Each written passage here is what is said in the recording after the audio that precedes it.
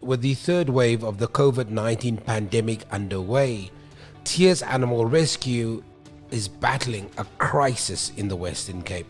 They treat approximately 1,050 animals every month, and currently 60% of all admissions to the TEARS Kennel and Cattery is as a direct result of owners no longer being able to afford to feed their pets. In our social newscast with me, Sam Marshall, brought to you by socialtv.co.za, we have a chat to Head of Marketing and Fundraising at TEARS Animal Rescue, Lara Van Rensburg. Thank you so much. Well, TEARS has been around for 22 years. I think most people in the peninsula know about TEARS. Essentially, we are a rescue, rehabilitation and rehoming service. Essentially companion animals and vulnerable companion animals, community pets essentially.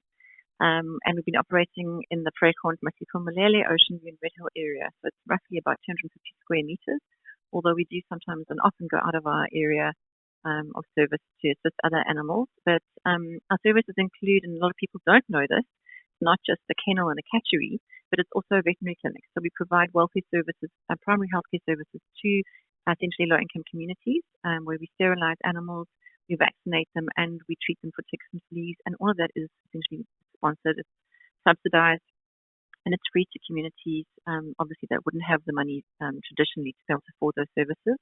And then we also extend that service into communities like, for example, Sun Valley and local communities around us where we can offer welfare services at a much cheaper cost. So we go into those low-income communities I mentioned, where we're actually able to then, again, assist animals in need, a lot of homeless animals, abused, sick, and then also we assist pet owners who are obviously not able to often transport their animals into the clinic, and we will bring them into the clinic, we will sterilize them, etc. So that, in a nutshell, is what we do. It's a lot more complicated than that, but we roughly rescue about 1,000 animals, just over 1,000 animals every single month. We sterilize over about 500 animals a month, and 350 animals are vaccinated, treated for ticks and fleas and dewormed. That gives you a good idea. The need is massive, so we're not really meeting the demand at the moment, and I think that's why we're having this conversation, because it's now spilling over into a space where essentially pet owners in those communities are really battling to feed themselves, and now it's just a question of being able to sustain and feed animals that they have, and that's where we are currently as a welfare organization. And it's not just TEARS, I think it's across the peninsula right now in terms of just again the impact of COVID and how people have really lost income, lost jobs, and it's becoming desperate.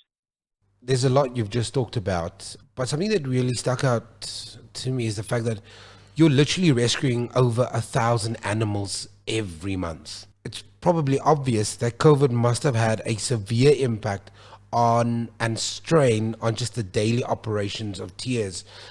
If you had to compare, for example, what you were doing 2 years ago pre-COVID and now, I mean, would you say that it's a crisis? We're definitely in a crisis. I would say that, look, I think it's social welfare and it's animal welfare. I think that, I always say, I guess animal welfare is always an indication of where we are from a social perspective in terms of what's happening in communities that don't have the normal support and the economic support that other, more formal sort of society, community areas do. And that's the sad thing for us. But definitely, numbers are increasing. I think the other thing which I haven't mentioned is the knock-on effect of, again, in lockdown, welfare services, animal welfare services weren't able to get into communities. So essentially, we had to shut down our non-essential veterinary services and mobile clinics for several months. What that meant was we weren't able to rescue, we weren't able to create or provide vaccination, dipping, sterilization services. And what that really means is we weren't able to protect animals against contagious and life-threatening viral diseases. So parvo and distemper are two killing diseases, essentially. They kill animals, they kill dogs and cats. They're highly contagious. So it doesn't just potentially impact our kennel when we bring animals that are affected by these viruses into our kennels, but they obviously they wipe out entire litters. So that's now been a knock-on effect. So we've seen this across the peninsula, as well as tick-borne diseases. People don't realize that, you get tick-borne diseases and parasitic diseases that actually kill animals. So Ehrlichia is one of those. It's a blood-based disease that affects, again, the iron levels of dogs and cats, and animals can get so anemic as puppies, and they can have so many, and worms, parasites, worms, that ultimately it's actually, that'll kill them before, for example, the parvo will.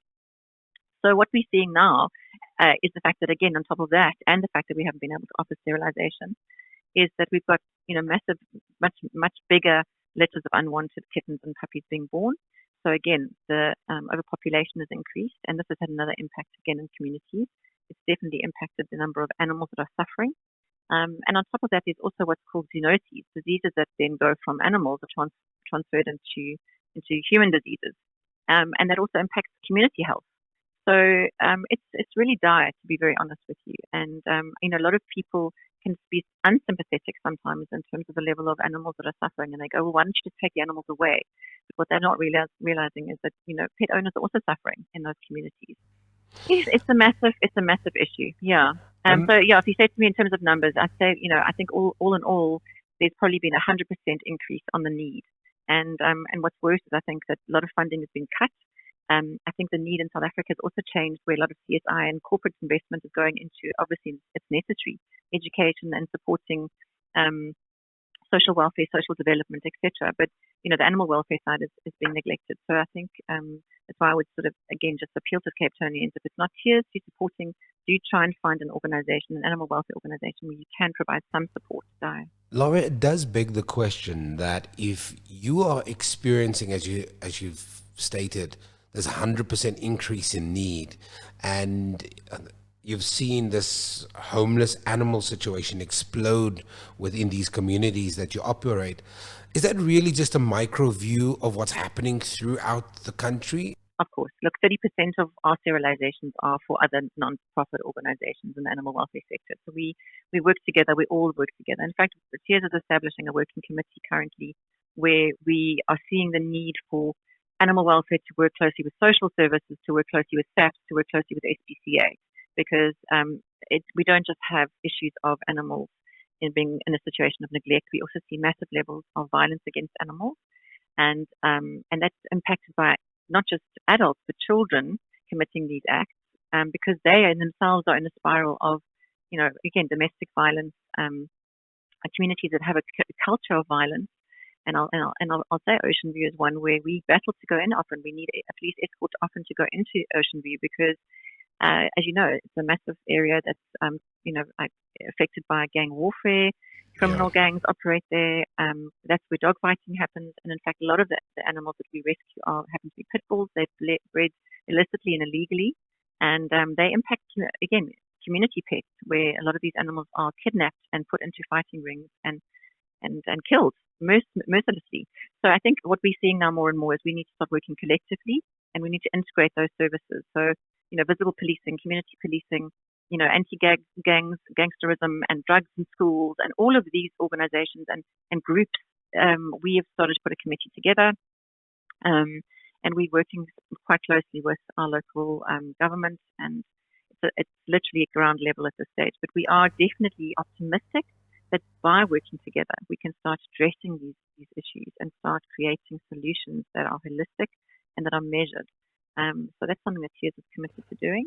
I also want to say that I do believe that, we're very lucky in the sense that we do have funding from trusts, foundations, corporates, individuals that are helping us do the work to do. And I was very excited to hear and read about the fact that obviously the Cape Town Metropole is specifically pushing through, hopefully, policy that's going to make it mandatory to sterilize animals. And again, if you are a responsible pet owner and you're economically in a situation where you can afford to sterilize or to make the choice of not, it doesn't often make sense. But when you see what we're seeing on the ground and realizing that every year we spend up to 7 million rand a year on sterilizations, vaccinations, and treatment for animals, just the basics. So if we can mitigate that cost and put that into a situation where we can start actually addressing the level of unprecedented population of animals, unwanted animals, it's going to impact the animal welfare sector significantly. You've asked Cape Townians to step in and help. What does that help look like? Well, essentially, it's we're at the stage. Any kind of help you can give us, so financial, but it's really just about food. We started pet food drives in April last year to assist communities. So we're really literally saying it's going to cost 150 rand to buy a bag of pet food, and we're asking Cape Townians to buy a bag. You can do that easily online. Online shop, tears.org.za is our website. We've got a campaign running called Give Warmth. You can click on that button. It'll take you to a page where there's lots of different products. including kennels, because that's the other thing, is animals that are exposed to the elements often don't make it through winter because they're really undernourished. But kennels are quite expensive. They range from 600 Rand up. But a bag of food is 150 Rand. It'll give an animal a meal a day for a month. And we desperately need pet food to be donated so we can donate that back into, again, the communities we serve.